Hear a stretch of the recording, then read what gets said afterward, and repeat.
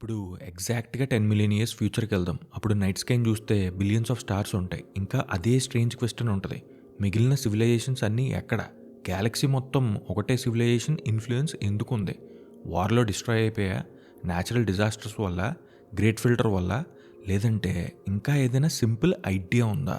మనం ఎప్పుడు ఏలియన్స్‌ని ఎలా ఊహించుకుంటామంటే ఏదో పెద్ద పెద్ద స్పేస్ షిప్‌లు, లేజర్ లైట్‌లు ఇలా ఊహించుకుంటాం.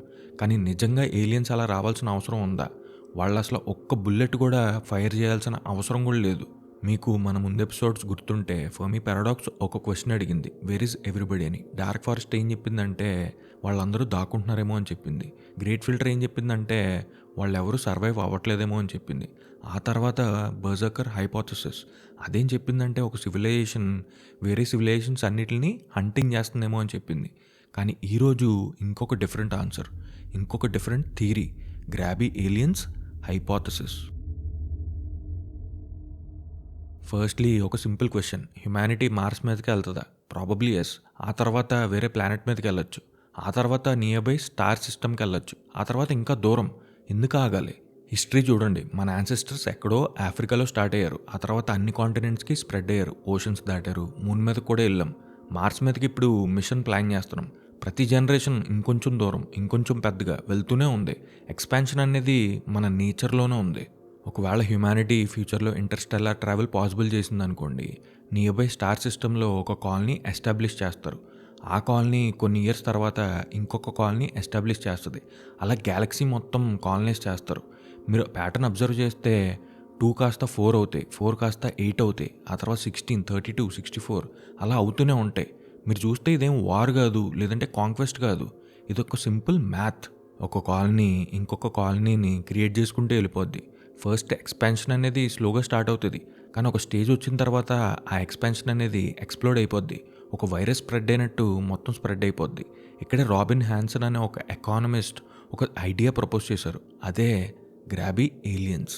ఐడియా ఏంటంటే ఒక సివిలైజేషన్ స్పేస్లో ఎక్స్పాన్షన్ స్టార్ట్ చేసింది అనుకోండి, వాళ్ళు ఆగరు, అలా కంటిన్యూ అవుతూ వెళ్ళిపోతారు. వాళ్ళేదో డేంజరస్ కాబట్టి కాదు, వాళ్ళేదో ఈవిల్ కాబట్టి కాదు, ఎందుకంటే ఎక్స్పాన్షన్ అనేది మన నేచర్లోనే ఉంది కాబట్టి. మీరు ఒక చెట్టుని ఇమాజిన్ చేసుకుంటే దాని రూట్స్ అనేవి స్ప్రెడ్ అవుతాయి, దాని సీడ్స్ అనేవి స్ప్రెడ్ అవుతాయి. కొన్ని సంవత్సరాల తర్వాత చూస్తే అది మొత్తం ఫారెస్ట్లా మారిపోద్ది.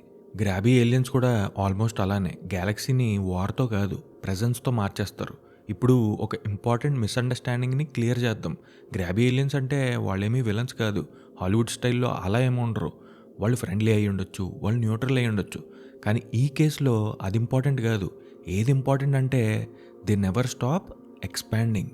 ఇప్పుడు ఎలాంటి ఏలియన్స్ మన ఎర్త్ మీదకి వచ్చారనుకోండి, వాళ్ళేమి అటాక్ చేయరు, వాళ్ళు ఫ్రెండ్లీగానే ఉంటారు. వాళ్ళ దగ్గర ఉన్న రిసోర్సెస్ కానీ, వాళ్ళ దగ్గర ఉన్న ట్రేడ్ కానీ, వాళ్ళ దగ్గర ఉన్న కమ్యూనికేషన్ కానీ, వీటి వల్ల they dominate without firing a single weapon. ఇప్పుడు క్వశ్చన్ ఏంటంటే ఇది ఈవిలా లేదంటే ఇన్ఎవిటబులా? ఇంకొక ఇంట్రెస్టింగ్ పాయింట్ ఏంటంటే మన universe almost 13.8 billion years old. అందులో మన Galaxy almost 13 billion years old. మనకంటే బిలియన్ ఇయర్స్ ఓల్డ్ ప్లానెట్స్ ఉండొచ్చు. మనకంటే బిలియన్ ఇయర్స్ అడ్వాన్స్డ్ సివిలైజేషన్స్ కూడా ఉండొచ్చు. ఒకవేళ ఇంటర్స్టెల్లార్ ట్రావెల్ పాసిబుల్ అయిందనుకోండి, వాళ్ళు స్పేస్లో చాలా రీజియన్స్ ఆక్యుపై చేసి ఉండాలి. కానీ మనకెవరైనా కనబడ్డారంటే ఎవరు కనబడలేదు. సో గ్రాబీ ఏలియన్స్ హైపోథెసిస్ అనేది అదేం ఫ్యాక్ట్ కాదు, అదేం ఎవిడెన్స్ కాదు. సైంటిస్ట్ దీన్ని ఫెర్మి పారాడాక్స్కి ఒక పాసిబిలిటీగా డిస్కస్ చేస్తారు. ఇక్కడ నా ఫేవరెట్ ట్విస్ట్ ఏంటంటే ఫ్యూచర్లో వచ్చే గ్రాబీ ఏలియన్స్ మేబీ మనమే అయ్యి ఉండొచ్చు.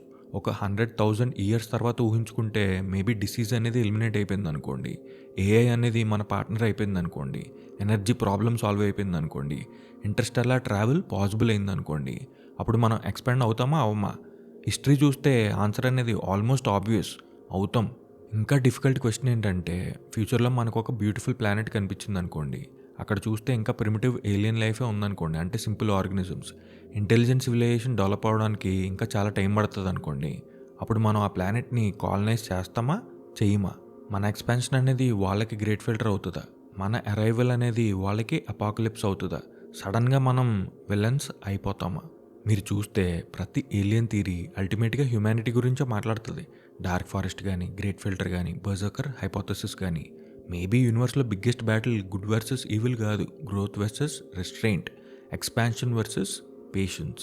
ఎక్కడో millions of light years away ఒక యంగ్ సివిలైజేషన్ ఉందనుకోండి, వాళ్ళు ఫస్ట్ టైం టెలిస్కోప్ బిల్డ్ చేసి నైట్ స్కైని చూస్తున్నారు అనుకోండి, ఎక్కడో ఏదో సివిలైజేషన్ ఉంటుంది అనుకుంటున్నారు అనుకోండి. ఇక్కడ హ్యూమన్స్ చూస్తే స్పేస్‌లోకి సిగ్నల్స్ పంపిస్తున్నారు, ప్రోబ్స్ క్రియేట్ చేస్తున్నారు, ఇంకా చాలా చేస్తున్నారు. మనం సడెన్‌గా రియలైజ్ అవుతాం. ప్రతిసారి మనం వేరే వాళ్ళని ఏలియన్స్ అనుకుంటాం. కానీ ఫ్యూచర్‌లో ఆ ఏలియన్స్ మనమే కావచ్చు. Maybe Fermi paradox wrong question అడుగుతుంది. రియల్ క్వెషన్ ఏంటంటే who will become the first civilization that never stops expanding? And if humanity survives long enough, ఆ సివిలైజేషన్ మనమే అవ్వచ్చు. Until next episode, keep questioning.